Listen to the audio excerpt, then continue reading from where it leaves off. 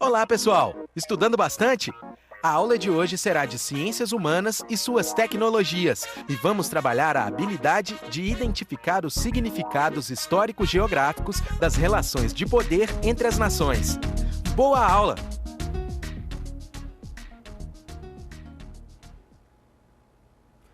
Olá, pessoal, tudo bem? Boa tarde, estamos aqui para mais uma aula do nosso curso pré-ENEM. Sou o professor Augusto Neto, do Rio de Janeiro, professor de Geografia. Esse é o Daniel. Meu nome é Daniel Araújo, professor de História, também aqui no Rio de Janeiro, dou algumas aulas em São Paulo. E hoje a gente vai trabalhar algumas nessa habilidade 7 do Enem com os senhores. Augusto, tem mais alguma coisa para falar para os alunos, alguma coisa que você queira esclarecer, né, nesse nosso primeiro contato com os alunos do pré-ENEM? Nada? Nós vamos aqui ter uma aula em dupla, né? Dentro de Humanas eu acho que a gente ainda não teve isso. Então a gente vai bater uma bola entre História e Geografia sobre alguns temas relativos a essa competência, a essa habilidade. Você já teve uma aula dessa competência, na verdade, mas cabe a gente explicar nesse princípio de aula algumas coisas sobre a competência, sobre a habilidade, bem rapidinho, para depois ir de fato ao que interessa. Depois a gente vai fazer uma explanação sobre os assuntos, sobre os conceitos, as questões necessárias. A gente vai sempre bater uma bola, eu e o Daniel, sobre as questões de História e Geografia, tentando tornar o mais abrangente possível e resolver também alguns exercícios juntos. Então essa vai ser a nossa aula de hoje. Tá? O grande ponto interessante dessa aula é justamente a gente trabalhar uma visão mais de geografia, né, uma análise mais ampla, que é a visão do Augusto, e aí eu vou entrando e falando com os senhores sobre as questões, aspectos mais históricos, né? Questão cronológica, né? Quais são os eventos que vão balizar, por exemplo, a nova e a velha ordem. E lembrando para vocês, não é? Essa é a página 435 do seu livro, não é? O livro que está com vocês, que está sobre o propósito. Então, na página 435 não é, a página que tem essa habilidade de número 7 e a gente vai começar agora a nossa aula. Então vamos lá, Augusto. Certinho, vamos lá. Essa ficha é a ficha número 97, né, que o Daniel colocou, página 435, não é isso? 435, exatamente. Onde nós discutimos pela segunda vez a competência de número 2 do Enem, que fala sobre compreender as transformações dos espaços geográficos como produto das relações socioeconômicas e culturais de poder. Então, as transformações dos espaços geográficos como produto de praticamente qualquer relação da sociedade é uma coisa, novamente, bastante abrangente, como qualquer uma das 6 competências do Enem. Entrando na habilidade, nós olhamos que a habilidade 7 fala sobre identificar os significados históricos geográficos das relações de poder entre as nações. Então, aqui a gente consegue abranger tanto a questão de cronologia, de conceitos históricos, tanto quanto os conceitos espaciais, e as questões políticas, principalmente, que vão ser debatidas sobre essas questões de relação de poder entre cada uma dessas nações a serem comentadas. Novamente, a gente cita que essa questão do Enem de competências e habilidades é uma coisa absolutamente abrangente. Então, assim, nós vamos tentar focar um pouco a discussão no que fala a sua ficha, né? As questões relativas à nova ordem e à velha ordem mundiais, e cabe, para que a gente comece a entender essas questões, falar sobre o que é uma ordem mundial, tá? Então vamos dar uma olhada aqui no nosso quadro. Basicamente, fazendo uma distinção do que é a ordem mundial, a gente pode trabalhar com esse conceito mais abrangente também, assim como a nossa habilidade. Trataria-se, portanto, de um arranjo geopolítico e econômico de poder global. Vamos traduzir para o popular? É quem manda no mundo em algum determinado momento, né? Uma ordem mundial, portanto, é definidora das relações econômicas, das relações, inclusive, culturais, ambientais, enfim, todas as questões, até políticas e de organizações de sociedade de algum determinado momento histórico, né? Então, quando nós citamos essas questões de ordem mundial, nós temos alguns exemplos aqui para trabalhar, como exemplos que abrangem tanto questões faladas por geografia, tanto quanto história. Por exemplo, em história, a gente sempre tem um conceito que cai bastante em vestibular, trabalhando a ideia de que a globalização iniciou-se quando os portugueses se lançaram aos mares no contexto das grandes navegações, né? Então, o colonialismo europeu, que começa no século XV, seria o primeiro ponto, né, em termos de globalização. Claro, uma globalização ainda muito nos seus primórdios, mas quando os portugueses conseguem chegar a Calicut, você tem aí um comércio, uma troca de cultura culturas numa escala global, né? Então, alguns dos exemplos que o Augusto escolheu para vocês, então, o primeiro deles seria o colonialismo dos séculos XV, XVI, XVII, XVIII, até o século XIX. A gente fala de uma primeira fase de colonialismo. Aquela que, num primeiro momento, era liderada, né, por Portugal e Espanha. Lembre-se disso, né? Portugal e Espanha vão ser as nações que vão liderar esse processo de colonialismo. É só você pegar a América, né? No caso da América, né? Brasil, América Portuguesa e América Espanhola. Na África, você tem uma série de possessões portuguesas, mas a partir da segunda metade do século XVII, você já percebe um crescimento, né, da Inglaterra como potência. No século XVIII, a Inglaterra já se afirma como a principal potência naval, não é? E na segunda metade desse século XVIII, a gente já fala de uma crise do antigo sistema colonial. Esse antigo sistema colonial, ele vai ruir no início do século XIX, com as revoluções, não é, atlânticas e as revoluções liberais europeias. E na segunda metade do século XIX, nós temos reflexos disso daqui, da Revolução Industrial. A Revolução Industrial, que inicia-se na segunda metade do século XVIII na Grã-Bretanha, é muito importante a gente lembrar isso, Grã-Bretanha e não somente Inglaterra, né? Essa Revolução Industrial, na segunda metade do século XIX, ela ganha novos contornos, né? Essa segunda Revolução Industrial, que é o que vai acontecer a partir da segunda metade do século XIX, ela vai ser liderada, sim, pela Inglaterra, mas também temos França, Japão, Alemanha, Estados Unidos. E é nesse contexto em que as nações europeias vão buscar, na versão marxista, né, claro, mercado consumidor, matéria-prima mais barata e mão de obra mais barata na África, na Ásia e na América. Esse é o processo de imperialismo ou neocolonialismo, como Augusto fala. É uma outra forma de relações um nível global, não é? E nós temos a Inglaterra como protagonista, a França, mas as outras nações europeias também vão estar à frente desse processo. E por fim, não é? Que é o caso que a gente vai trabalhar na aula de hoje, é a questão da Guerra Fria, né? A Guerra Fria e, durante a Guerra Fria, a bipolarização mundial, a existência de dois polos de poder, de um lado, os Estados Unidos da América, e do outro, a União das Repúblicas Socialistas Soviéticas. Tudo bem? Augusto, tem mais alguma coisa que você queira acrescentar? Percebe, então, um vínculo muito grande entre as nossas duas matérias, né? Claro. A gente pode estabelecer aqui que analisar as questões como a habilidade fala de relações de poder entre as nações e como esse primeiro conceito que a gente analisou, a organização das ordens mundiais, é uma coisa que passa não somente pela percepção política de um determinado momento histórico, mas também por muitos eventos históricos que marcam cada uma dessas ordens, não é verdade?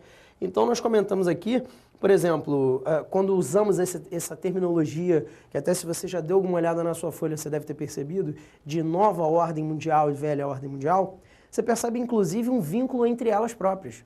Quando nós falamos de nova ordem, ela é nova em referência à velha ordem mundial, que não foi a primeira e nem a única. Na verdade, o Daniel colocou para vocês alguns exemplos a respeito de como as ordens mundiais foram, inclusive, balizadas pelas próprias revoluções industriais, né?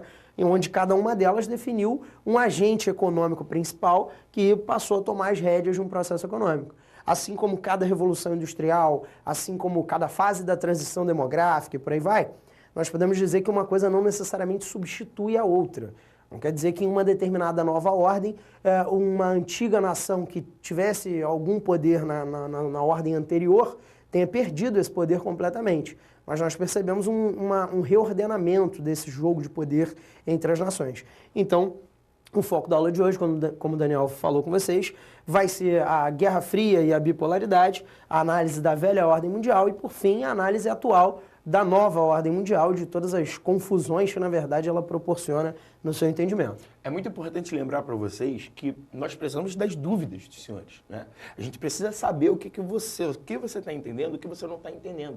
Então, o pessoal do suporte colocou aqui embaixo da sua tela o endereço por diversas vezes, né, que você vai entrar em contato com a gente, vai estabelecer esse elo de comunicação e a gente, na medida do possível, vai tirar todas as dúvidas que vocês tiverem, tudo bem? Então, vamos começar aqui a velha ordem mundial. Vamos. Essa velha ordem mundial nós podemos colocar que por essa estrutura de poder que nós analisamos até aqui, ela pode ser chamada de uma ordem bipolar. Né? Ela é marcada pela bipolaridade, exatamente como o Daniel colocou, entre, de um lado, os Estados Unidos e do outro lado, a União Soviética. Aquela questão que você analisa, na verdade, desde o seu ensino fundamental. Aquela coisa do socialismo de um lado, o capitalismo do outro, como dois modelos de oposição nesse momento.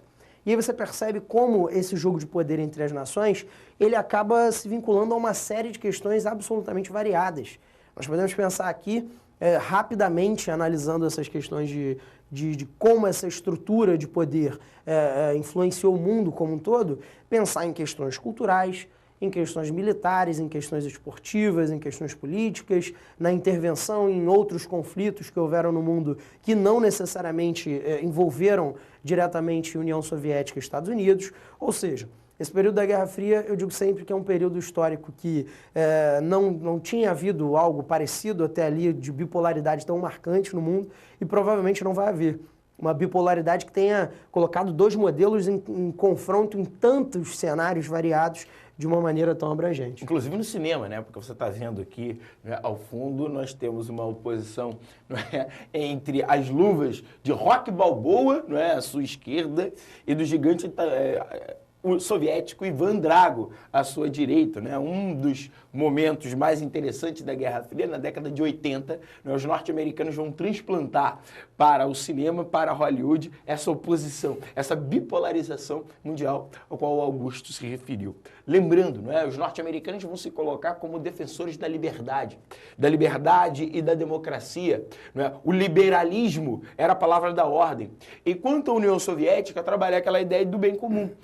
Você não vai ser feliz enquanto o seu colega ao lado não for feliz.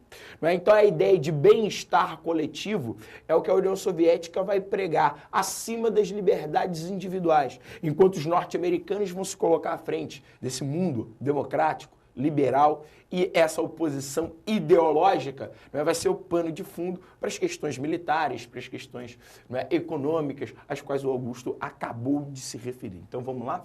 Passar para o nosso próximo pontinho? Então, até interessante essa questão do cinema que o Daniel colocou, como, por muitas vezes, uma imagem tenta se opor à outra e tenta criar sobre a outra uma conexão bem embarreadora, né? Como, por exemplo, até a questão dos boxeadores, se fazia todo um cenário de que o boxeador soviético mata o amigo do rapaz boxeador americano. Então, e você principalmente que a União Soviética não defende um princípio universal, não é? Que seria a família.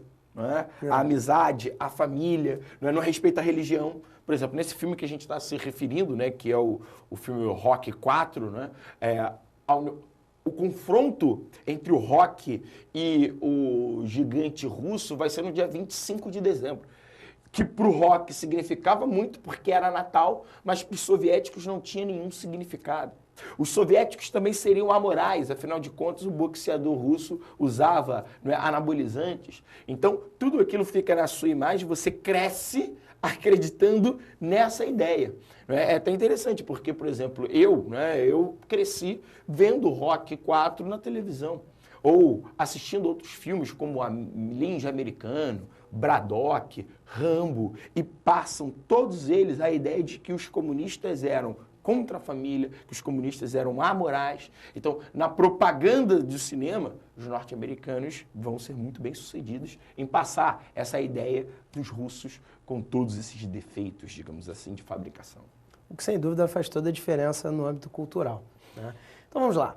Pensando na política, de fato, que é o foco em que a habilidade coloca, depois dessa introdução, nós podemos pensar que logo ao fim da Segunda Guerra Mundial, há inclusive uma divergência dos próprios historiadores sobre qual período considerar como período da Guerra Fria, por isso, né? É até interessante isso, porque existe uma briga entre os historiadores, não existe consenso entre os historiadores, isso é bom você saber. O historiador foi feito para brigar com o outro, Então, isso é uma questão que nasceu com o historiador.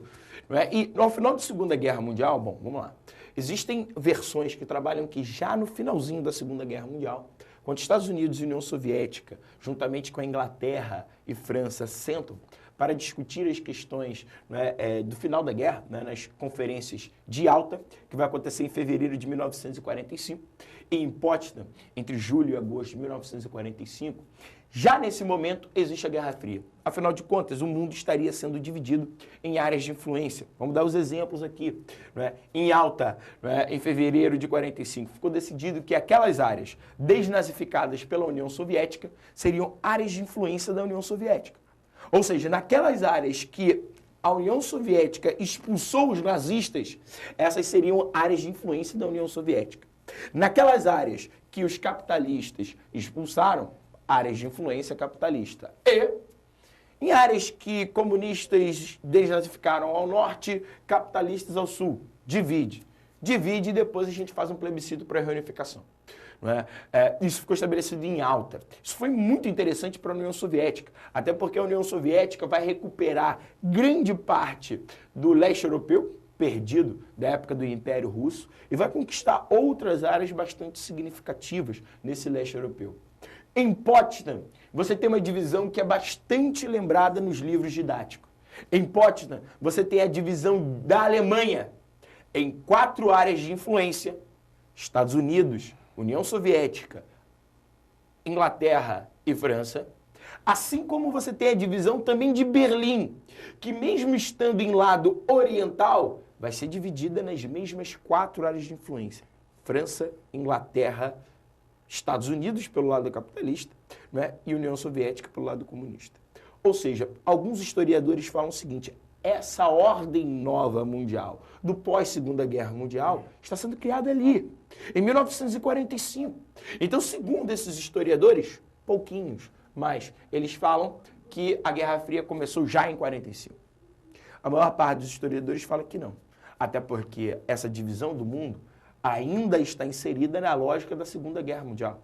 O principal objetivo nas duas conferências era, primeiro, acabar com os nazistas e depois reorganizar o mundo pós-nazismo. Mas ainda não é uma nova divisão, não há uma oposição entre União Soviética e Estados Unidos, os dois eram aliados, então não se trabalha isso. Outros historiadores afirmam que a Guerra Fria começou em agosto de 1945. Quando os Estados Unidos jogam as bombas atômicas sobre o Japão. Que, na verdade, aquelas bombas atômicas tinham como principal objetivo passar um recado para a União Soviética. Afinal de contas, a guerra já estava ganha. A maior parte dos historiadores diz não. O principal objetivo das bombas atômicas era acabar com a Segunda Guerra. Colocar um ponto final na Segunda Guerra. Tudo bem. Claro que a gente também vai mandar um recado para a União Soviética, mas o principal objetivo é acabar com a guerra. Então, os historiadores não concordam com isso. Augusto, você tem algo a acrescentar? Percebemos, portanto, então, uma divisão de áreas de influência tanto em escala nacional, nesse momento, tanto quanto em escala global, quando analisamos o continente europeu todo sendo fragmentado, né? O que nós percebemos aqui, portanto, é que uma nova ordem mundial ao menos está sendo rearranjada, né? Eu acho que, pelo menos, uma unanimidade entre os historiadores é que, ao menos, um antecedente da Guerra Fria, sim, esses acordos acabam sendo. Sem dúvida nenhuma. Yalta, Potsdam, as bombas atômicas de Hiroshima e Nagasaki, ou até mesmo o discurso do Winston Churchill, primeiro-ministro da Inglaterra, né, em que ele fala que uma cortina de ferro está baixando na Europa, está dividindo o mundo entre comunistas e capitalistas, né, entre o mundo livre e o mundo tirano. Quando ele fala isso em 1946 nos Estados Unidos, também é um antecedente do que vai vir a ser a Guerra Fria, né? Você pode até perceber pelo mapa que a gente colocou aqui, que existe uma espécie de cortina de ferro, né, dividindo o leste europeu do oeste da Europa ocidental, né? Então a Europa ocidental e o leste europeu, enfim, mas não passam de antecedentes. Certo. Quando percebemos, portanto, esses acordos eles visam começar a organizar essa ordem de alguma maneira, que vai ter o seu início fundamental, agora sim, com bases históricas, no que nós chamamos de doutrina Truman de 1947. Augusto, você tem como voltar um pouquinho naquele outro slide para mim? A imagem? Isso. Ótimo. Então vamos explicar aqui para os senhores. Aqui, né, eu tenho a Iugoslávia. A Iugoslávia, ela era socialista. Só que era um socialismo independente, era um socialismo comandado pelo Marechal Tito. Ele desnazificou a Iugoslávia, então o Marechal Tito vai comandar a Iugoslávia. vai fazer um regime socialista na Iugoslávia, ok.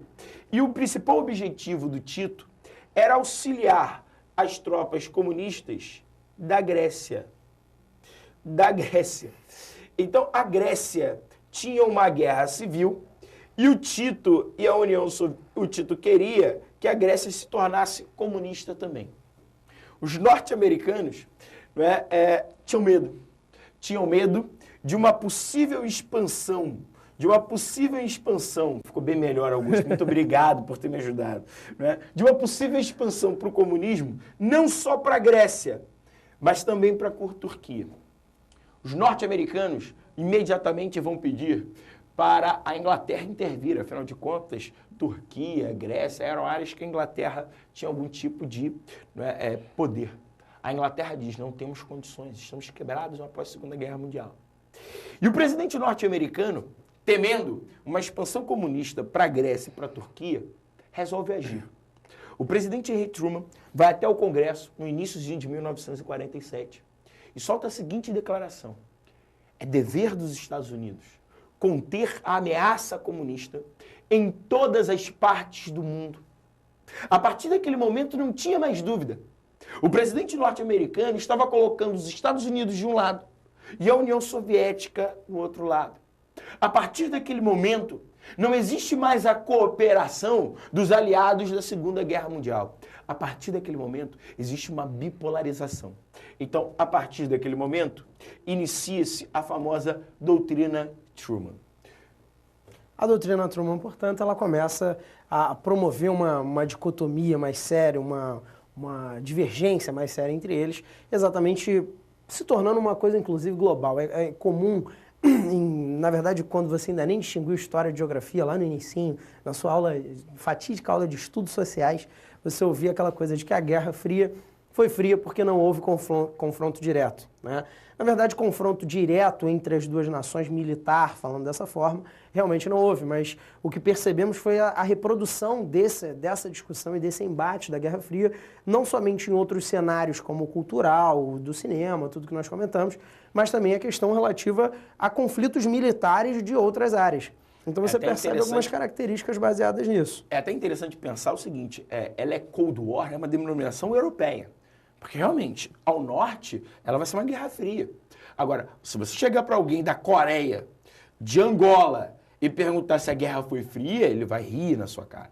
Afinal de contas, esses foram alguns dos principais palcos, em termos de tensão regional, aos quais o Augusto está se referindo. E outros eventos, tantos quanto a crise dos mísseis, a guerra de Suez no Oriente Médio, elementos que mostraram que, em certos momentos, esses apoios de lados divergentes chegaram a quase as vias de fato, mas o que você percebe são guerras que são reproduzidas em outros cenários. Então, por isso, a gente trata já de uma primeira característica, a intervenção em muitos conflitos regionais e mesmo, além de conflitos regionais, muitos regimes de oposição ao outro lado sendo financiados e sendo apoiados ao longo do mundo. Aí você percebe o próprio caso brasileiro e da América Latina, também da África, de alguns países asiáticos, que tiveram ditaduras militares apoiadas pelos Estados Unidos nesse contexto. Você percebe a intervenção soviética, principalmente no campo asiático e alguns países do leste europeu, também tentando trazer o máximo de países para o seu lado possíveis. Então, sempre que houvesse algum tipo de conflito, algum tipo de disputa, isso se manifestava através do apoio soviético e do apoio norte-americano, que eram determinantes, com certeza. A gente pode até dar um exemplo aqui, né? Em 1949, a Revolução Chinesa vai ter todo o apoio da União Soviética. O Mao Tse-tung vai, em 49, ele vai à União Soviética, visita o Stalin, consegue algum tipo de financiamento e logo depois técnicos soviéticos vão auxiliá-lo no primeiro plano quinquenal da China. Vamos pegar então, já que eu falei da China na Ásia, África. África você tem um caso clássico angolano. Em 1975, o MPLA chega ao poder e vai ser apoiado não só pela União Soviética, mas também por Cuba. Então, são exemplos aqui claros de regimes que vão ser financiados. Por outro lado, a gente vai lembrar na Ásia.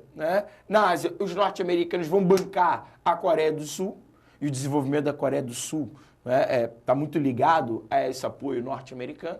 Na África, eu posso lembrar para vocês não só do Mobutu Sese, um ditador sanguinário do Congo, mas com apoio dos homens da CIA e dos Estados Unidos, como também o tão criticado regime do apartheid sul-africano, que vai receber o apoio dos Estados Unidos, né, e da Inglaterra, num contexto de Guerra Fria. Tudo bem?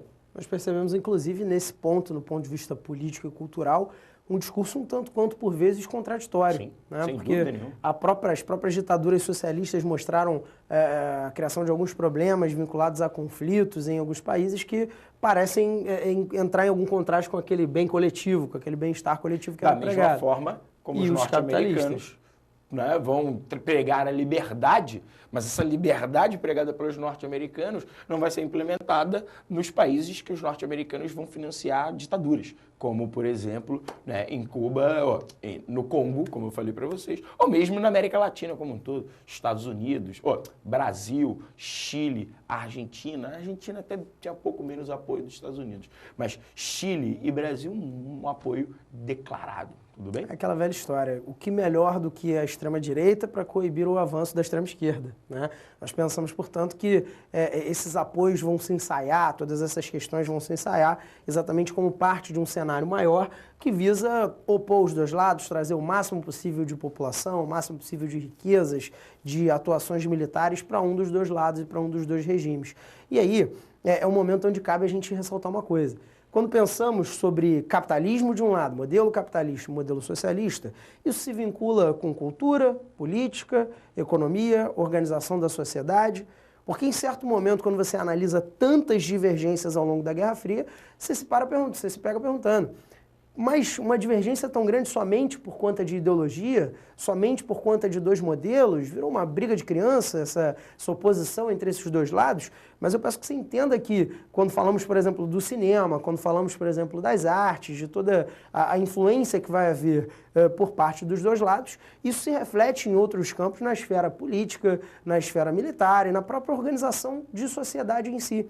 Então, por exemplo, uma grande expansão, uma grande ferramenta durante esse momento de expansão do início da Guerra Fria por parte dos Estados Unidos é o próprio cinema norte-americano, não nessa fase ainda do rock, mas no início, lá durante o chamado American Way of Life, os anos dourados dos Estados Unidos. Né? Você ia falar alguma coisa, Daniel? Não? Então a gente vê que aqui percebemos algumas intervenções, alguns financiamentos que mostram que esse conflito está se arranjando em outros cenários.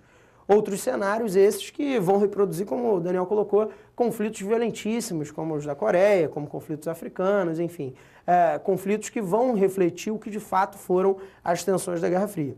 E um deles, uma das questões que até o Daniel coloca melhor com vocês... o primeiro deles, a crise de Berlim. É a crise de Berlim. Bom, como eu falei para vocês, quando foi acertado em Potsdam a divisão da Alemanha e de Berlim, eram 4 aliados. Eram 4 aliados que lutaram juntos para acabar com o nazismo e que depois esses aliados decidiram por dividir a Alemanha. Então o que ficou acertado em Potsdam? Tudo que a União Soviética fizesse no lado oriental, ela tinha que comunicar aos capitalistas e tudo que os capitalistas fizessem tinham que comunicar à União Soviética. Afinal de contas, eles agiam em concerto. O problema é que a partir do momento que o Truman detona a Guerra Fria, os capitalistas vão começar com aquela ideia de somos inimigos dos comunistas e vamos usar o nosso dinheiro para promover o desenvolvimento nas áreas capitalistas, para evitar qualquer pensamento comunista. E o local que mais vai se receber essa grana ao longo, né, desses primeiros, pelo menos, 20 anos de Guerra Fria, vai ser a Alemanha Ocidental, especificamente a parte ocidental de Berlim. Primeiro passo, né, para essa questão econômica da Alemanha, da parte ocidental, vai ser uma integração econômica das áreas capitalistas. E eles resolveram reformar a moeda, e aí você tem o famoso marco alemão reformado na área capitalista. Stalin ficou enfurecido com aquela reforma do marco alemão, e aí o Stalin fala, peraí, violaram um princípio básico que era me consultar.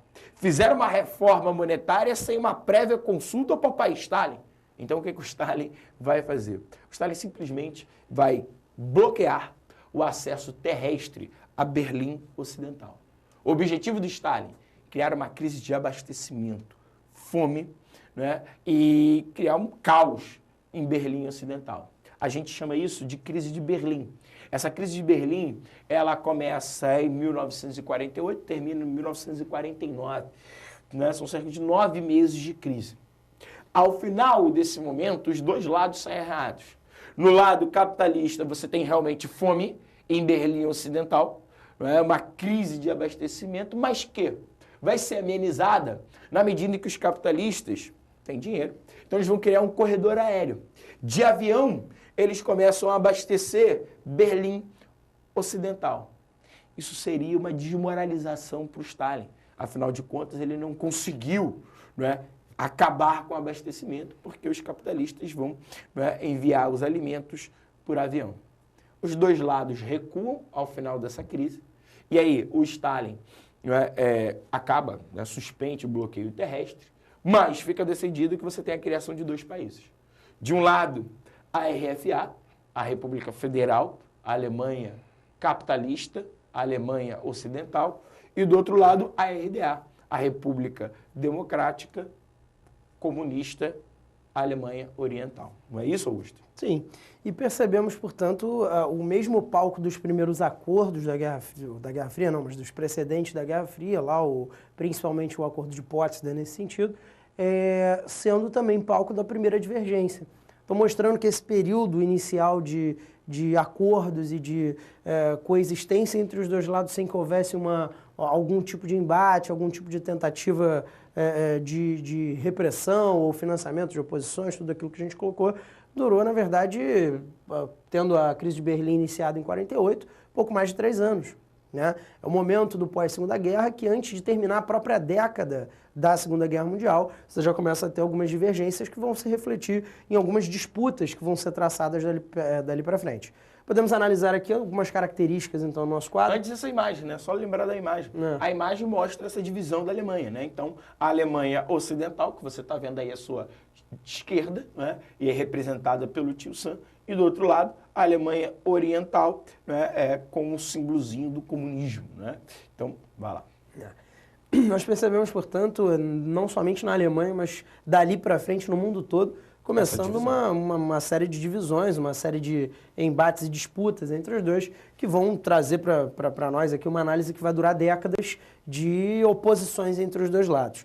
E é interessante nós colocarmos que aquele recado ou ponto final que os Estados Unidos deram da Guerra Fria, da Segunda Guerra Mundial, perdão, em 1945, com os ataques nucleares a Hiroshima e Nagasaki no Japão, mostraram ao mundo qual era o poderio dos armamentos que haviam nas mãos dos dois lados a partir dali, né? Com o exemplo norte-americano, mas já sabidamente dali para frente também uma oposição também militar nesse sentido. Então qualquer conflito entre os dois lados que chegasse às vias de fato acabava sendo visto como um conflito que seria violento demais e destrutivo demais. Então, nós podemos pensar que, nesse momento, cria-se um temor muito forte de uma guerra que talvez pudesse ser a Terceira Guerra Mundial, caso chegasse às vias de fato, e opusesse dois lados que eram militarmente muito fortes e, por isso, apresentavam uma força tão grande que gerariam o que ficou conhecido, a ideia que ficou conhecida como a chamada destruição mútua assegurada, ou, segundo os norte-americanos, representado pela sigla MED, né? Que a sigla MED aí traz um duplo sentido com a palavra loucura e tal, todas as ideias de que seria de fato insano haver um conflito que opusesse os dois lados de maneira direta, chegando às vias de fato. Nós podemos dizer também que um outro conceito, então, que vai, uma outra ideia que vai acabar meio que concluindo essa percepção é a ideia do chamado equilíbrio pelo terror. Nós teríamos, portanto, a partir dessa ideia de que em um conflito haveria uma destruição mútua assegurada, um equilíbrio e uma paz armada pelo terror. E que é uma coisa que parece contraditória, mas na verdade trouxe um sentido que durou algumas décadas durante a Guerra Fria. O pessoal até usa aquela frase, né?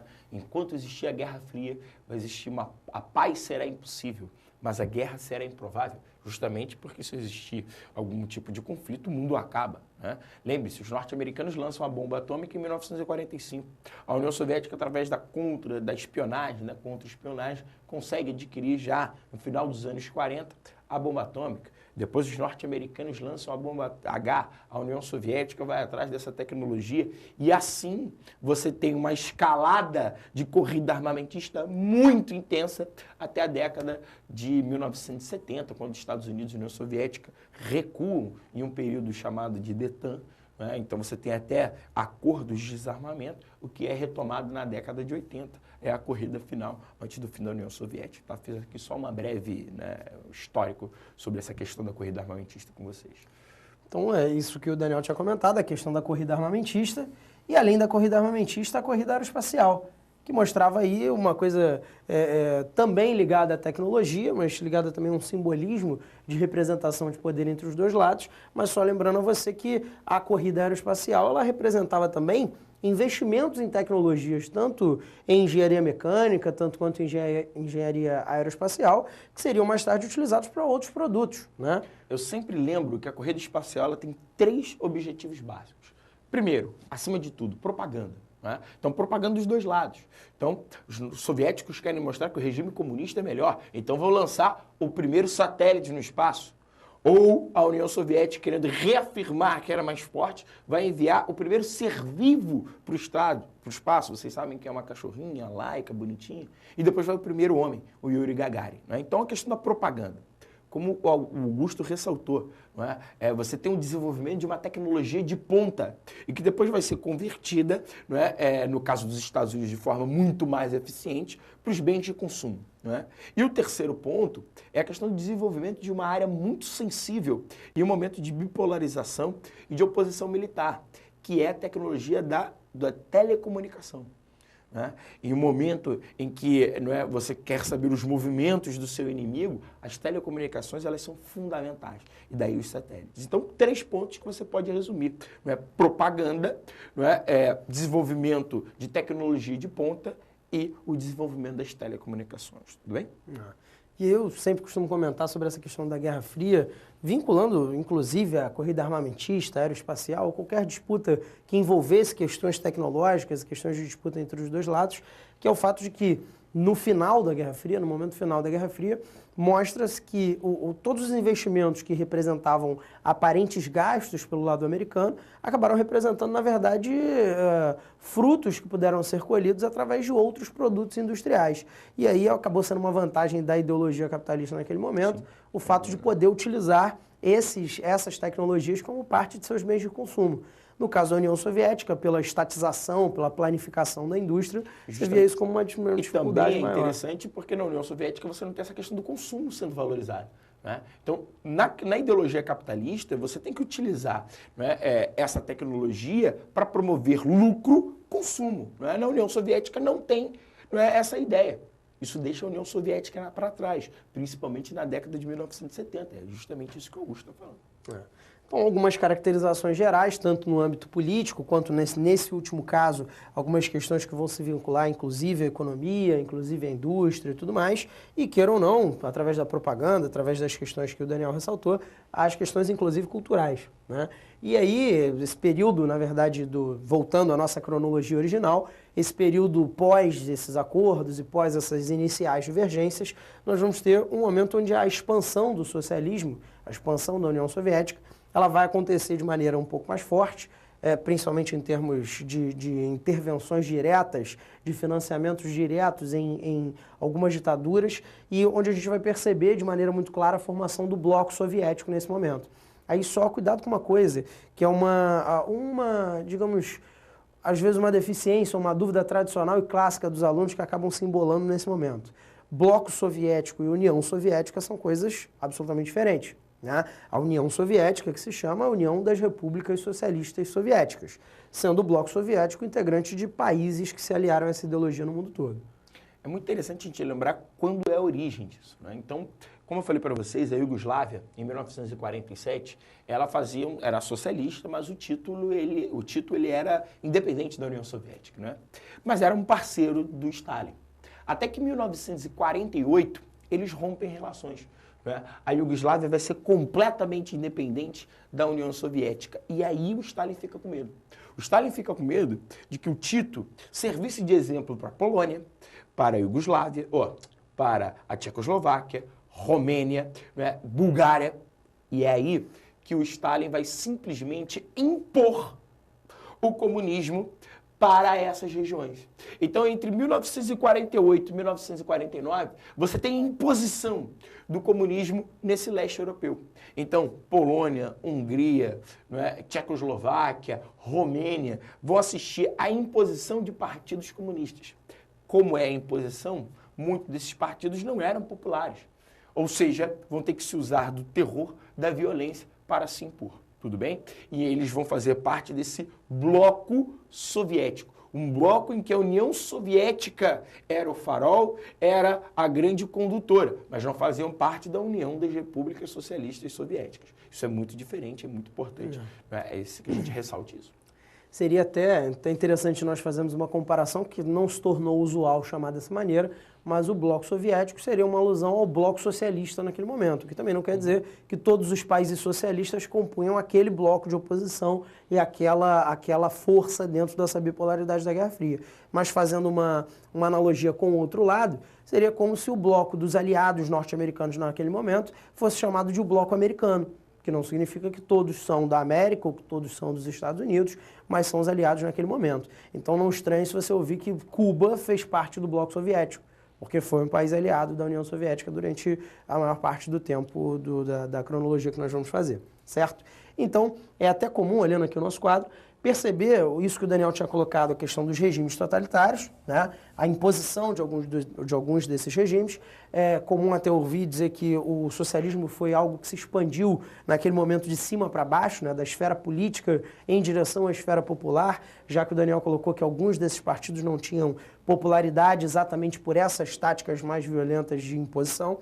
E, além disso, um outro jargão muito utilizado para se referir a esses estados da União Soviética ressalta e reafirma muito bem a ideia de que eles são países fora, estados de fora da União Soviética. A ideia de estados satélites. O que é um satélite da Terra? Satélite, digo, artificial. Olha, não sei. Me explica aí, Augusto, por favor, sou professor de história. Não, eu também sou de geografia, sou de humanas, a gente não entende muito bem dessas questões de exatas, de tecnologias, mas enfim, tecnologia para a gente é entrar na internet e ler e-mail, né? Mas enfim. Olha lá. E olha lá. Então percebemos aqui que essa ideia de satélite, um satélite da Terra, é algo que nós enviamos para fora da Terra para emitir um sinal, irradiar um sinal. Então pensamos aqui que, nesse momento, haver um estado satélite fora da União Soviética, conclui essa ideia que o Daniel tinha colocado de que são estados que vão reafirmar a influência socialista dentro dessas áreas e pelo menos manter esses países como socialistas, a alusão de não acontecer nessas áreas o que aconteceu no caso iugoslavo, essa divergência entre os dois lados. Então, analisando nesse sentido essa expansão socialista, eu acho que algo vai representar um marco muito grande dessa segregação, talvez o maior símbolo dentro dessa história da União Soviética. Você percebe já há algum tempo da União Soviética, não, perdão, da Guerra Fria, já há algum tempo depois avançando nessa nossa cronologia, que é a questão do Muro de Berlim. O Muro de Berlim, portanto, ele representou a primeira coisa tradicional que temos que esclarecer. Novamente, ao bloco soviético, à União Soviética, todas essas confusões que são tradicionais, a confusão tradicional também entre os alunos é achar que o Muro de Berlim separava a Alemanha inteira. Eu vejo isso muito em sala de aula. E, na verdade, você tem, o que o Daniel tinha explicado antes, Berlim fazendo parte do lado oriental da Alemanha. Então, quando a Alemanha estava dividida em duas, pense num esquema dessa maneira... Você consegue voltar um pouco Consigo. A gente tem um mapa aqui, esse mapa aqui dá para perceber. Aqui, ó. Vou separar isso aqui, ó. Isso aí, a gente tem essas tecnologias, tá vendo como é que a gente não entende de tecnologia? Então tá aqui, ó. A gente se vira bem. A gente se vira bem. Você dá uma olhada em Berlim está muito pro leste, né? Então Berlim está dentro do que a gente coloca aqui como a Alemanha Oriental, a RDA. Né? Então, Berlim está dentro da RDA.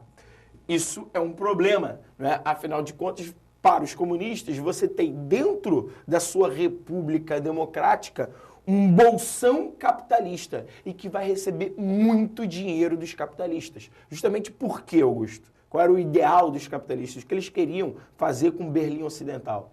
Retornando lá naquele slide que a gente estava falando sobre o Muro de Berlim em si, nós podemos pensar que esse investimento fazia parte de um componente muito forte que era os Estados Unidos quererem irradiar o seu modelo para o mundo e funcionar, na verdade, Berlim como uma vitrine para o sistema capitalista fora. Assim como alguns estados representavam satélites norte-americanos, por assim dizer, nós fazemos uma outra analogia pensando em uma vitrine capitalista sendo colocada em Berlim, Berlim Ocidental naquele momento. Então você vê, é um enclave, é a vitrine perfeita, porque é um enclave no meio de um país socialista naquele momento, a RDA, exatamente representando uma cidade que recebeu investimentos maciços do mundo todo. Então, olhando aqui no nosso quadro, nós podemos pensar em duas questões interessantes.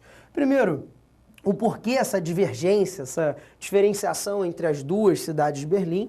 Berlim Ocidental, portanto, serviu como uma vitrine capitalista e é natural, num processo migratório, nós pensarmos que, por conta também do processo de repressão de outras áreas e de falta de popularidade de algumas áreas socialistas e desse sentimento de que nem todos os 100% da população, muito longe disso, apoiavam esses regimes, você pode pensar que, por outro lado, você tendo uma cidade que representa uma vitrine que estava dentro do lado socialista, havia uma transição muito grande para essa área em específico, essa área capitalista dentro do lado socialista. Ou seja, um processo migratório muito forte. Os elementos atrativos de Berlim Ocidental naquele momento foram bastante significativos e é comum até também uma confusão que muitas vezes as pessoas não param para se perguntar sobre quem construiu o Muro de Berlim. Na verdade, é construído pelo lado socialista exatamente como uma tática de tentar, para tentar evitar esse fluxo migratório muito forte, que era visto como simbolicamente uma desmoralização frente ao lado capitalista perante ao lado de Berlim Ocidental, ao lado de Berlim que era essa vitrine, que recebia muitos investimentos e por aí vai.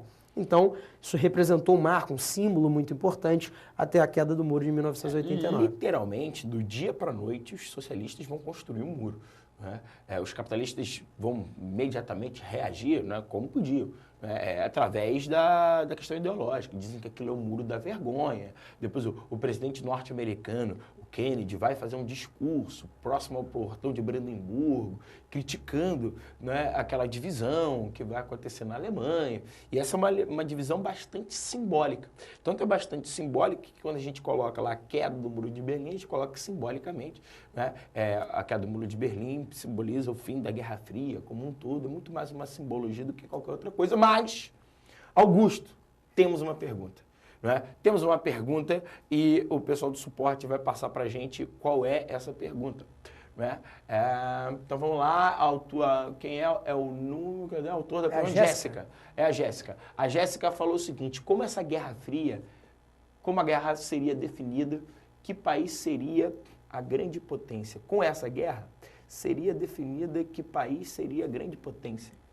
Eu entendi como qual foi o elemento, então, que fez com que qual dos dois países se tornasse uma grande potência? Acho que é isso. Né? Pode ser, né? As duas grandes potências. Né? As duas grandes potências desse período, e aí pela prevalência da influência norte-americana, né, de toda essa questão que o Daniel até tinha colocado e que a gente comentou sobre o fato de que os Estados Unidos acabaram prevalecendo em alguns conflitos, prevalecendo em algumas questões tecnológicas, nós podemos dizer que os Estados Unidos se colocaram como a maior potência dali para frente, de 89 ou de 91, com a fragmentação da União Soviética em diante, exatamente pelo fato de que os Estados Unidos terminaram sendo prevalentes também nas questões econômicas. Então vamos fazer o seguinte, Jéssica. Primeiro, a gente vai responder melhor quando estiver acabando a Guerra Fria. Quando acabar a Guerra Fria, você vai entender quem venceu a Guerra Fria, teoricamente, e aí por que os norte-americanos vão ser para você. Agora, se a sua pergunta foi por que os norte-americanos seriam a potência capitalista e a União Soviética a potência comunista, né, a gente vai explicar rapidamente o período pré-45. Né? Antes de 1945, você tinha a Europa como grande centro da política mundial. Né? Só que Inglaterra e França, com as duas guerras mundiais, entram em decadência e os Estados Unidos, não atingidos pelas duas guerras mundiais, vão se fortalecer e se colocar como principal potência do lado capitalista. Do outro lado, eu lembro para os senhores que a União Soviética praticamente ganha a guerra sozinha. né? O leste europeu vai ser desnazificado pela União Soviética. A União Soviética sai como o principal, o exército soviético é o principal exército do mundo naquele momento. Então você tem a União Soviética forte militar e uma potência europeia naquele momento, comunista, e os norte-americanos com grana e também força militar ao final da Segunda Guerra Mundial. Então as duas são as duas potências. Os norte-americanos pelo lado capitalista, a União Soviética pelo bloco socialista. Agora a gente vai caminhar um pouco mais na Guerra Fria, Jéssica, e ao final da Guerra Fria você vai entender por que a União Soviética desaparece e permanece os Estados Unidos. Tudo bem? Parece que o pessoal aqui da nossa produção avisou que tem mais alguma dúvida, não é? Mais alguma dúvida? Então Tem? ótimo, não tem problema. Vamos lá. O autor da pergunta não colocou o nome, tem que colocar o nome, gente, para a gente poder mandar um beijo como mandou para a Jéssica anteriormente. Olha só. Professor, não existe uma divisão de... nós dois somos cegos. O Daniel usa Professor, óculos... não existe uma divisão de períodos dentro da Guerra Fria, né? É porque eu sou um cego que admito, né? Então eu uso óculos, né? Enfim, então... Não existe uma divisão cronológica dentro da Guerra Fria, existe uma divisão básica, tá? Essa divisão básica coloca de 1947 até 1953 a chamada Guerra Fria Clássica, onde você tem uma... até 55, né? Então, eu posso rabiscar no quadro? Claro. Então, vamos lá. Então, a primeira seria de 47 até 1955, um primeiro momento da Guerra Fria, a Guerra Fria Clássica. Tá? Nessa Guerra Fria Clássica, ela começaria com a doutrina Truman, né, em 1947, e dois eventos, no caso da União Soviética, levam à mudança. Primeiro, você tem a morte do papai Stalin, em 1953. Em 1955, você tem a ascensão de Nikita Khrushchev. O novo líder da União Soviética tem uma disposição em se aproximar com os Estados Unidos, em promover uma aproximação com os Estados Unidos. E aí, entre 1955 e 1968, você tem um período de uma aproximação imperfeita entre Estados Unidos e União Soviética. Uma aproximação que tem avanços e recuos. Esse período nós chamamos de a coexistência pacífica. Então, o Augusto vai me ajudar ali. Né? Você tem a coexistência pacífica, essa coexistência pacífica começando em 1955, tá? E acabando em 1968. Por que em 68 ela acaba? Porque a partir de 68, ela deixa de ser uma aproximação imperfeita entre os dois lados para você ter um maior conserto. Em 1968, Estados Unidos e União Soviética, né, lançaram o chamado TNP, o Tratado de Não Proliferação de Armas Nucleares, ou seja, você tem um congelamento de poder entre Estados Unidos e União Soviética. Esse congelamento de poder dura mais ou menos 10 anos, de 1968, 69 até 1979, que é o período da DETAN, né? Ou detente para nós brasileiros, de 69 até 79 a detente. Como eu falei para vocês, essa detente, ela começa quando você tem a assinatura desse Tratado de Não Proliferação de Armas Nucleares, e ela vai terminar em 1979, quando a União Soviética invade os Estados Unidos. Ó, quem dera. Opa, mentira, não posso ser tão, né? A União Soviética invade o Afeganistão. A União Soviética invade o Afeganistão e a partir dessa invasão soviética no Afeganistão e os norte-americanos, né, prontamente vão condenar, começa um outro período da Guerra Fria, chamada a Segunda Guerra Fria. Então, você tem um retorno daquelas tensões entre as duas potências, então é a Segunda Guerra Fria. Essa Segunda Guerra Fria, ela vai de 79, isso, Augusta, de 79 até 1985. O que marca o final dessa Segunda Guerra Fria? A chegada de Ronald Reagan. Não a chegada do Reagan. O Reagan chegou em 81, mas a chegada de Mikhail Gorbachev no poder. Quando o Mikhail Gorbachev chega ao poder na União Soviética, ele vai lançar dois planos, né? A perestroika e a glasnost, que vão ser fundamentais para o final da União Soviética. Então, de 1985 até 1991, nós temos o desmonte da Guerra Fria. E esse desmonte da Guerra Fria, né, é o nosso próximo ponto a ser trabalhado aqui. Tudo bem? Então, essa é a periodização básica que você pode fazer. Beleza? Então, sempre tem um eventozinho que vai ser fundamental. 47, a doutrina Truman. 55, não é? O fato de você ter a morte de Stalin em 53 e a ascensão de Khrushchev na União Soviética. 1968, a assinatura do Tratado de Não Proliferação de Armas Nucleares. 1979, a União Soviética invadindo o Afeganistão.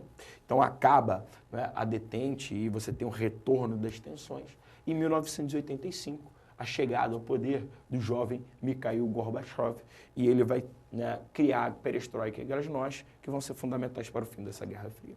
Cenas do próximo episódio daqui a pouquinho. Tá. Enquanto isso, nós temos o nosso primeiro item. Alguns deles são da sua própria ficha, outros são de antigas provas que nós resgatamos para poder contextualizar essas questões que estamos comentando, tá? E até abrir mais a discussão. Então, a gente vai fazer da seguinte maneira. Vamos dar 3 minutinhos para você julgar a sua questão. Falou que 2? Não, é que a gente vai separar. Aqui, um minutinho para você analisar o enunciado e o mapa e 2 minutinhos para que você julgue as opções. Aí, mas só 3 minutinhos? Duas coisas. Primeiro, para a gente conseguir fazer mais exercícios, é legal que a gente se apresse. E segundo, aquela dica que a gente sempre dá sobre o Enem, né? Objetividade, então vamos nos treinar desde já. 3 minutos, então, tempo suficiente para você dar uma olhada e conseguir tentar julgar. E aí, estamos gostando da participação de vocês, já 2 dúvidas até agora. Mandem mais, inclusive, exercícios, dúvidas sobre o exercício. Então, o pessoal preparou aí? 3 minutinhos para a gente? Então, 3 minutinhos, tenta fazer, não deixa de tentar. E voltamos já já.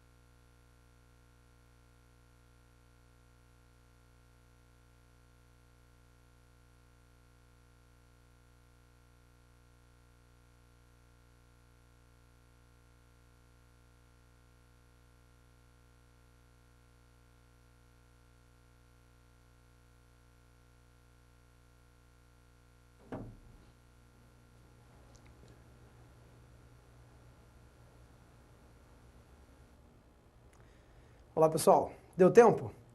Esperamos que sim. Vamos ver.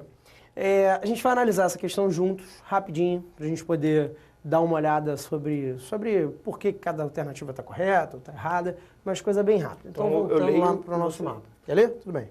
Tô falando. Voltando, é isso. Vamos lá. O mapa ao lado apresenta a localização dos países europeus. Ele, no entanto, não explica por que, durante os anos da Guerra Fria, países como a Polônia, República Tcheca, Eslováquia, Hungria, Romênia e Bulgária eram classificados como sendo do leste europeu e atualmente são ditos da Europa Central. Selecione a alternativa que melhor explica a mudança ocorrida nesses países. Então vamos lá. Letra A. Entre o pós-Segunda Guerra Mundial e o início da década de 80, esses países estiveram sob a influência político-militar soviética. Atualmente são membros da União Europeia, tendo implementado reformas econômicas que se aproximavam da Europa Ocidental. Certo ou errado, Augusto? Parcialmente correto, mas aí a periodização está um pouquinho errada, O porque problema é a cronologia. ele fala de influência desde após a Segunda Guerra Mundial, tudo bem, vai ficar naquela dicotomia, ou Segunda Guerra, ou doutrina Truman, mas até isso não é um erro, mas início da década de 80, na verdade início da década de 90, o final dos anos 80, com aquela crise soviética mais forte, a gente vai até analisar já já, tá? Atualmente, membros da União Europeia, nem todos. Alguns estão entrando, entradas recentes, mas nem todos, e isso foi uma coisa bem recente para cá. B? B. Atualmente, os fluxos de bens, pessoas, capitais e informações se dirigem muito mais dos países citados a países como a Alemanha, Áustria, França e Itália. Isso tende a produzir a modernização e ampliação de redes de fixos, estradas, cabos de telefonia e de energia em direção ao oeste, aproximando relativamente a economia dos países citados com a Europa Ocidental. Olha, bacana, né? Essa fala daquelas reformas econômicas, mas ao mesmo tempo não erra em nada a cronologia, fala de uma aproximação com o leste europeu, com o oeste europeu, com a Europa Ocidental, e que, além disso, isso traz estrutura e aproxima relativamente essa economia, mostrando aí uma transição para o lado ocidental. Então, vou deixar aqui um tracinho, não vamos marcá-la, mas vamos olhar as outras para ver. C. Durante a fase em que a bipolaridade mundial definia áreas de influência capitalista e socialista, a economia desses países seguiu o modelo neoliberal soviético. Eu posso rir, Augusto, ou não? Né? Tá, vou continuar. Neoliberal soviético, estado mínimo do estado interventor é complicado. Fortemente planificado, que já é uma contradição. Se é neoliberal, não pode ser fortemente planificado, mas enfim. Fortemente deixa eu continuar, planificado. porque eu estou aqui para ler. Não, deixa eu continuar. O que cessou com a entrada dos mesmos na União Europeia. Augusto. Primeiro, neoliberalismo soviético. Neoliberalismo doutrina, primeiro, se é liberal, muito mais conveniente ao lado norte-americano. Segundo, o neoliberalismo prega o Estado mínimo e um Estado que é planificado, que significa dizer um Estado com forte intervenção e com forte padronização das ações por vias do Estado. O que cessou com a entrada dos mesmos membros na União Europeia. A União Europeia só vai passar a ter esse nome após um acordo, o Tratado de Maastricht, em 1991. Na verdade, naquele momento tínhamos a Comunidade Europeia, da qual, quando chegamos em 1991, só haviam 12 membros, todos eles do Oeste Europeu. Então, essa daqui definitivamente não, ela tem uma recheada de erros. Letra D. A denominação Europa Central tem um caráter subjetivo de demonstrar uma aproximação ideológica, política e econômica dos países citados com aqueles da Europa Ocidental. Essa subjetividade também indica uma forte rejeição em relação à influência soviética, que procura se manter até hoje com viés militar. Acabei de grifar o erro, né? Tudo bem, falar de Europa Central não segrega tanto esse leste europeu, grande parte dele dentro da União Europeia, então essa coisa de Europa Central é um pouco mais agregadora, é uma coisa realmente subjetiva, realmente tendenciosa nesse sentido, mas influência pelo viés militar, primeiro que a União Soviética foi finalizada em 1991, já vamos falar disso, e segundo que influência militar hoje russa é mais nas áreas asiáticas. Letra A. Os países em questão se dizem atualmente europeus centrais, em concordância com a mudança do eixo geopolítico e econômico do continente. Antes bipolarizado, o continente europeu encontra-se atualmente mais unido para o que contribui à unidade política da União Europeia, a hegemonia do euro e as negociações para a Constituição única para todos os membros do bloco. Alguns problemas. Primeiro, essa bipolarização do continente, de fato, o final disso é o que marca o início de uma nova ordem mundial, não somente a partir da Europa, mas a partir do mundo todo, onde essa dicotomia não se mostrou mais tão presente, salvo alguns casos. Nós podemos ver aqui que esse anti-bipolarizado, tudo bem, o continente europeu encontra-se atualmente mais unido, parcialmente, podemos pensar numa união política, até econômica, através da União Europeia, muito embora na atualidade tenhamos muitas divergências relacionadas à crise europeia, para o que contribui a unidade política da União Europeia, razoável unidade política, até aí não dá para dizer que está errada a questão, mas a hegemonia do euro, aqui que está o problema. A hegemonia do euro, nós temos, na verdade, dois blocos em separado. O bloco da União Europeia, o mercado comum da União Europeia, e a União Econômica e Monetária, que representa a zona do euro. E aí a gente tem hoje a União Europeia com 28 países membros e a zona do euro com 31 países membros, dos quais, se você for pensar em termos do que é coincidente nessa história, você tem 16 países membros. Então, enfim, tem muitos países de fora da União Europeia que aderiram ao euro e de dentro da União Europeia que não aderiram ao euro. Então, além disso, a Constituição única para todos os membros do bloco, ela já foi rejeitada em 2005, certo? Então, ficamos mesmo com o nosso gabarito, letra B de bola, que tínhamos deixado marcado lá. Certo? Vamos lá? Vamos. Pensando adiante, pensando já nesse desenvolver da Guerra Fria, caminhando para o seu final, para chegarmos na nova ordem mundial, pensamos, olhando aqui para o quadro, nos acordos de cooperação da própria Guerra Fria. Afinal, não falamos disso até agora. São acordos de cooperação no plano econômico e militar. Vamos começar pelo plano econômico por uma questão cronológica. Em 1947, o Plano Marshall, o plano de apoio financeiro entre os próprios países capitalistas, principalmente capitaneado pelos Estados Unidos, que ajudou na reconstrução das potências da Europa Ocidental naquele momento. E, por um outro lado, como resposta do lado soviético, a Comecon, em 1949, com o mesmo propósito, mas aí a gente pensa que são instituições que tiveram uma organização inicial diferente, até por conta do Plano Marshall se vincular, do lado capitalista, se vincular mais a essa lógica de empréstimos. É muito importante a gente pensar o seguinte, o Plano Marshall tem como objetivo injetar capitais, empréstimos e a venda de produtos estadunidenses para os países da Europa Ocidental.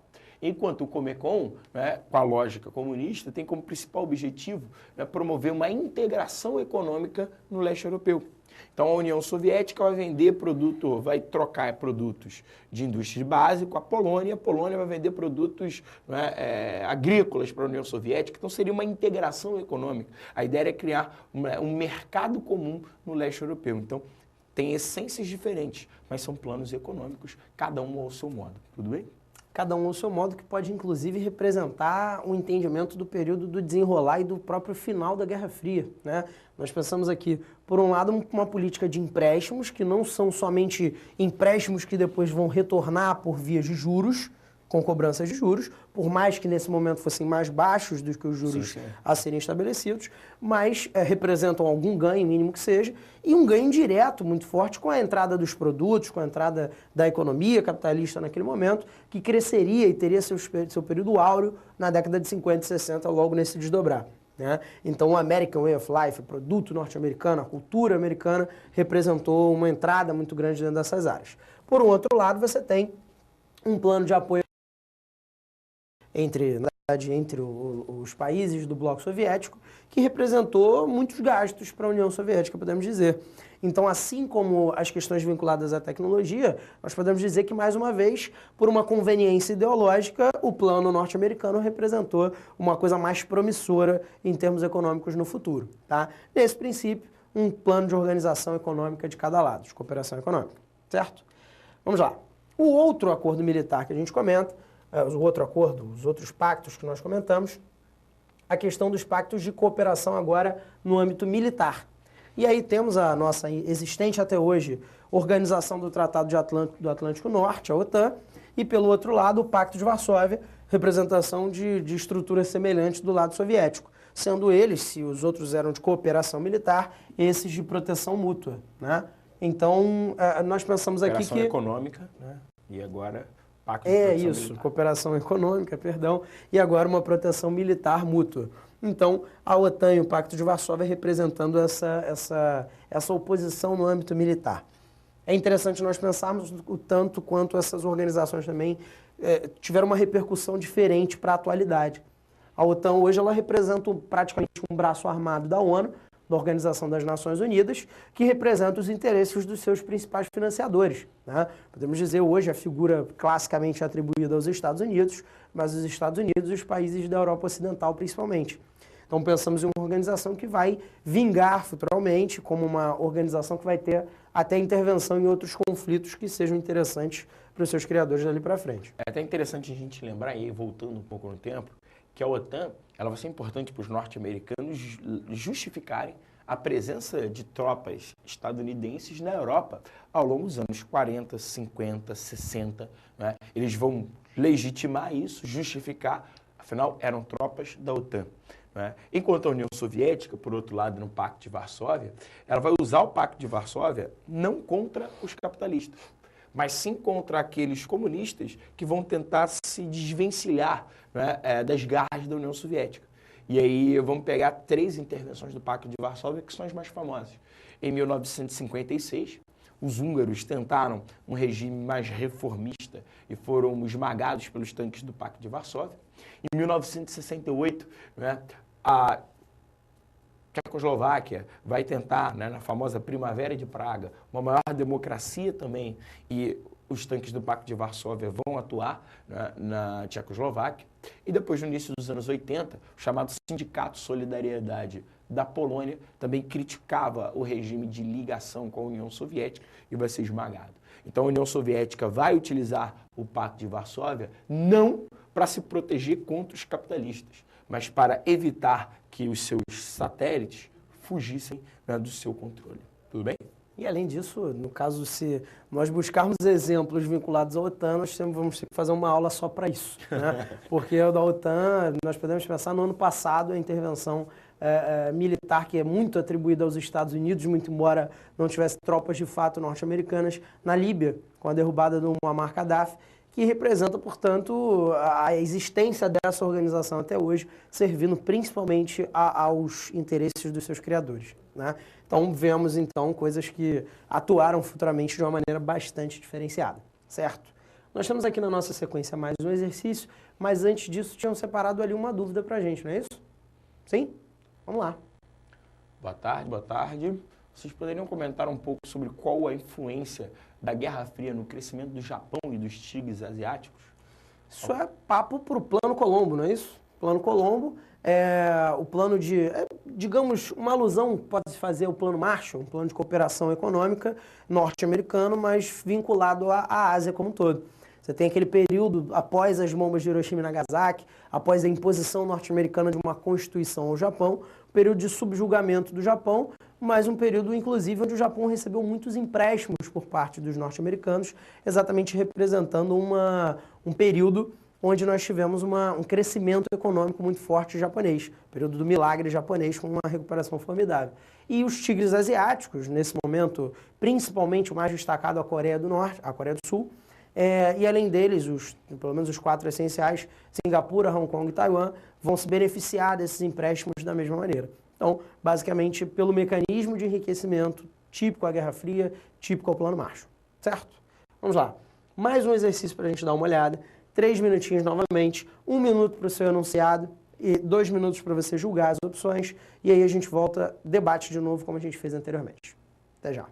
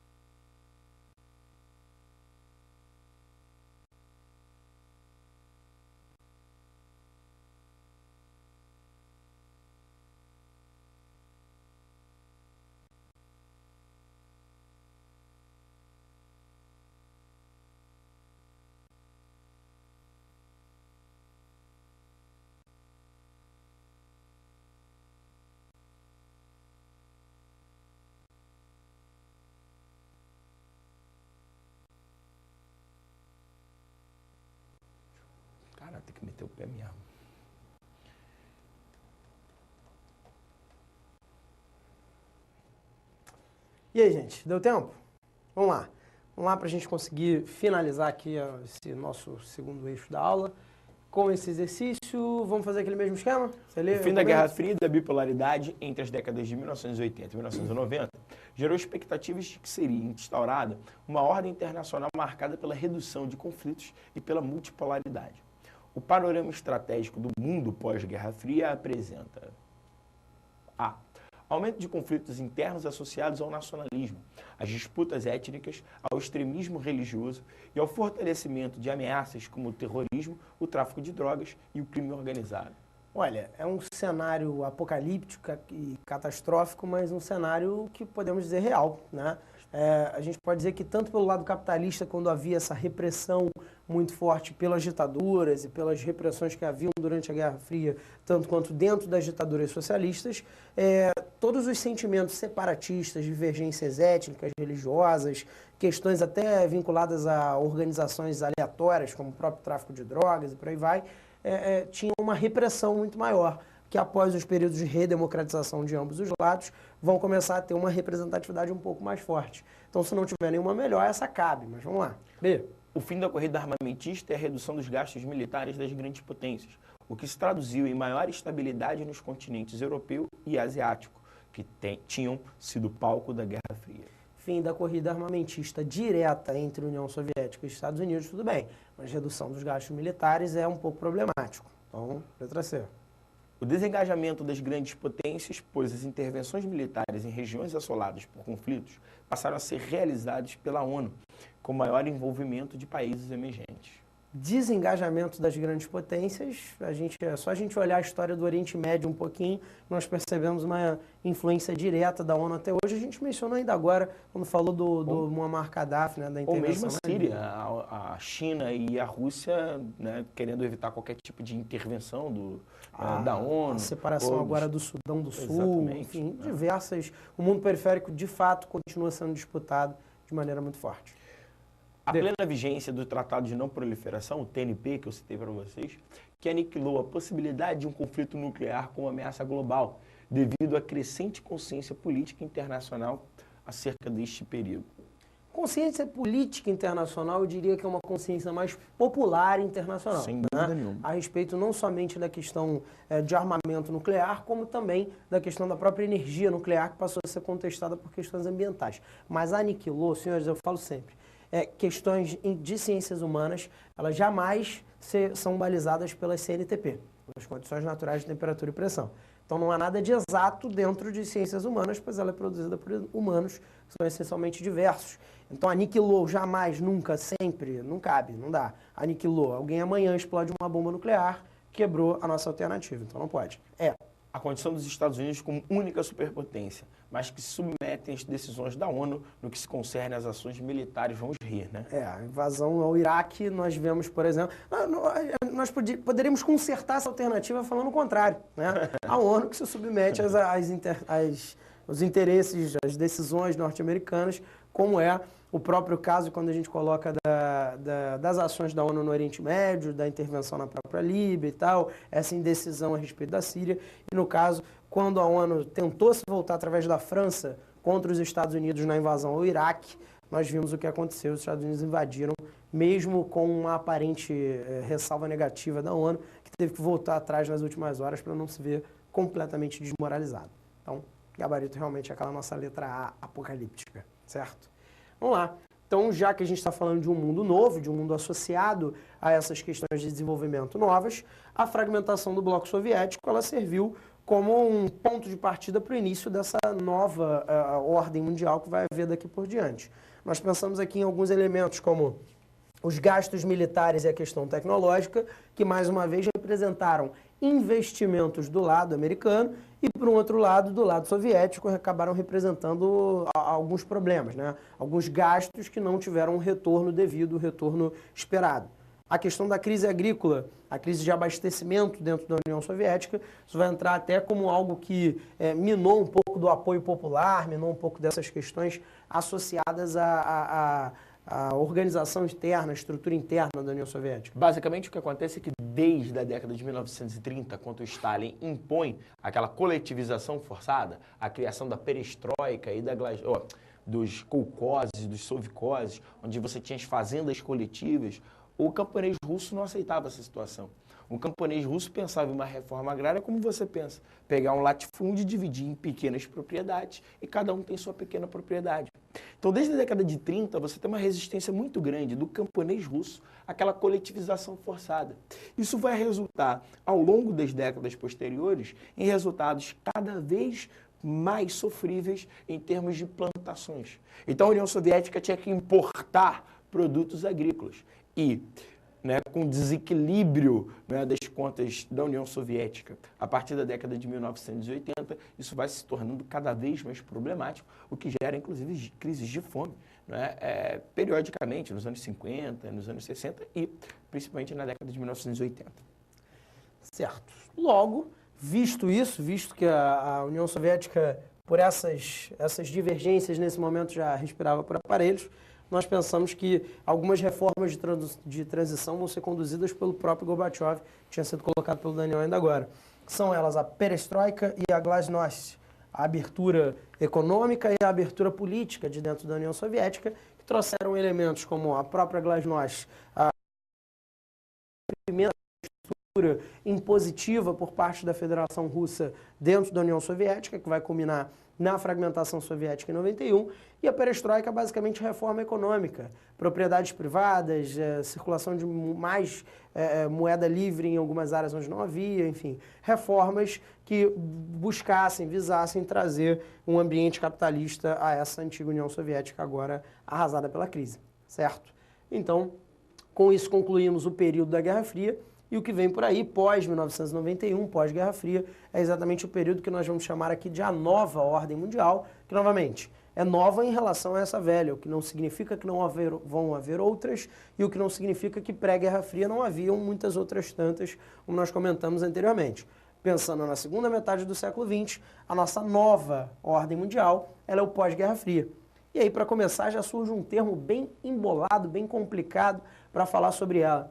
Diz-se, naturalmente, hoje em dia, que essa nova ordem mundial, eu errei ali escrevendo, ela é uma ordem que pode ser considerada como unimultipolar, o que é algo particularmente estranho na escrita, mas que, de novo, mas você percebe que é algo que representa uma divergência muito grande entre organizações de poder atuais, que vai ser uma grande marca de dentro desse processo dessa chamada nova ordem mundial.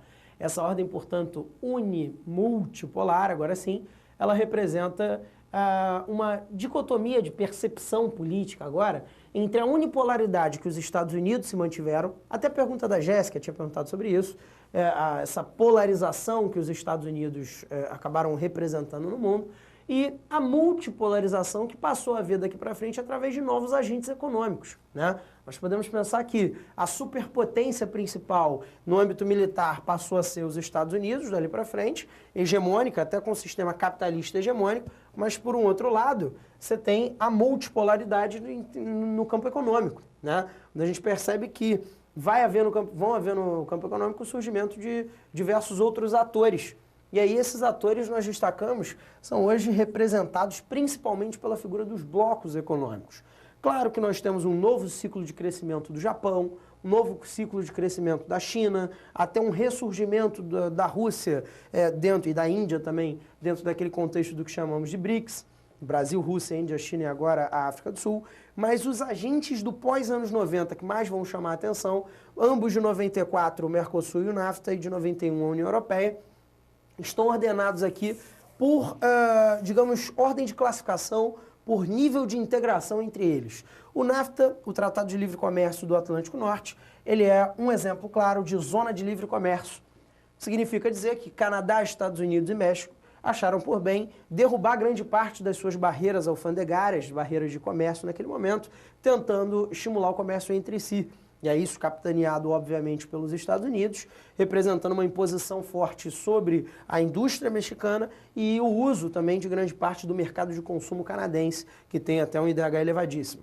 No caso do Mercosul, a gente já tem um segundo estágio de integração. O Mercosul até só se tornou uma união aduaneira cerca de um ano após a sua criação, Ele começa como uma zona de livre comércio, mas uma união aduaneira significa que ele passa a ter também, além de uma zona de livre comércio, uma TEC, que seria uma tarifa externa comum, ou seja, além de tentar ao máximo derrubar barreiras alfandegárias, o Mercosul adota tarifas comuns em termos de cobrança de impostos sobre a exportação de seus bens. Então, acho que um exemplo perfeito para isso seria entre o Brasil e a Argentina, que agora até está dando algumas polêmicas, mas que na essência do bloco tem uma tarifa externa comum, e alguns mercados que eles seriam virtuais concorrentes, como a produção de soja, a produção de gado bovino, carne de gado bovino, montagem de carros de multinacionais, enfim, mercados que são fortes dos dois lados e que sem uma tarifa externa comum a gente podia, de repente, eu cobro 20%, eu brasileiro,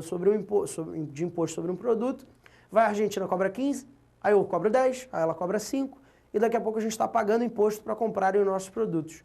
Se nós chegamos a algum acordo que usa de algum bom senso para o produto também não ficar tão caro no mercado internacional, os dois podem cobrar, sei lá, 25% de imposto, 25%, e com isso passarem a lucrar mais. Então isso seria uma união aduaneira, onde nós chegamos aqui a mais um grau de integração, além de apenas uma zona de livre comércio. Olhando aqui no quadro, o último caso da União Europeia, é o caso de um mercado comum. Aí aqui, marcando para a gente, o mercado comum europeu seria balizado pelo que a gente chama de política das 4 liberdades. A política das 4 liberdades são as 4 livres circulações. Livre circulação de pessoas, de capital, de serviços e de... Esqueci alguma coisa. Pessoas, capital, serviços e... mercadorias, claro, na zona de livre comércio. Pessoas, capitais, serviços e mercadorias. Então, concluímos com isso a análise sobre esses blocos e sobre todas essas questões econômicas. Então, o item 3 agora para a gente finalizar essa questão dos exercícios e poder voltar para debater mais uma coisinha aqui nesse final. 3 minutos novamente, 1 para o texto, 2 para as nossas opções e aí a gente volta, debate isso e pega a nossa reta final. Tá no ponto aí, gente? Então, até já.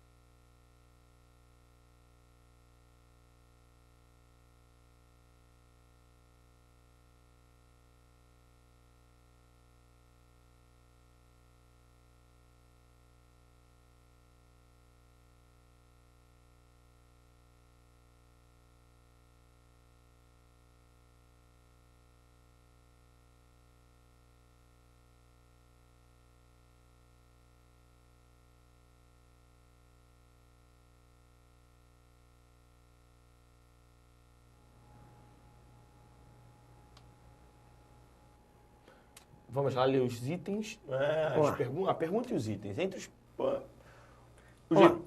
o G20 é um grupo que reúne países do G7, os mais industrializados do mundo, Estados Unidos, Japão, Alemanha, França, Reino Unido, Itália e Canadá, a União Europeia e os países emergentes, Brasil, Rússia, Índia, China, África do Sul, Arábia Saudita, Argentina, Austrália, Coreia do Sul, Indonésia, México e Turquia. Esse grupo de países vem ganhando força nos fóruns internacionais de decisão e consulta. Entre os países emergentes que formam o G20 estão os BRIC, termo criado em 2001 para referir-se aos países que apresentam índices de igualdade social e econômica mais acentuados, Augusto. Você percebe dentro do Brasil que isso não é verdade, né? Desigualdade muito forte. Apresentam características econômicas promissoras para as próximas décadas. É exatamente o que o Jim O'Neill, o criador do termo, falava, que seriam as virtuais potências de daqui a 50 anos, ostentando aí o Brasil até uma quinta posição em termos de PIB no mundo. Apresentam diversidade ambiental suficiente para impulsionar a economia global. Diversidade ambiental até em termos de recursos naturais no Brasil, mas suficiente para impulsionar a economia global é exagerado. Possuem base tecnológica mais elevada. No caso do Brasil, também vemos que há uma contestação disso. Apresentam similaridades culturais capazes de alavancar a economia mundial. Brasil, China, Índia, Você não se identifica com o Rússia. Chinês? Ou... Não tenho nada contra o chinês, Daniel, mas a gente é um pouquinho diferente. Então, para a gente poder concluir esse último bloco aqui, só após mais esse exercício, nós temos dentro dessa nova ordem mundial a ideia da nossa globalização, né? E aí a ideia da globalização, ela contrapõe, na verdade, duas ideias, que é aquela ideia fofa, bonitinha e tradicional de aldeia global, que vivemos agora num mundo integrado e tudo mais, mas que essa charte contrapõe ela de uma maneira muito, muito positiva, muito interessante. A festa da globalização, entrada permitida, mas para alguns pela entrada de serviço. Ou seja, um geógrafo muito importante chamado Milton Santos definiu isso como chamado globalitarismo. A globalização ela não tem só faces positivas, ela representa imposições e ela representa alguns modelos que se mostraram extremamente exploradores. Então a gente pode pensar nessa contestação da aldeia global até com uma frase do Milton Santos. Se o mundo é uma aldeia global, os caciques dessa aldeia são muito bem definidos.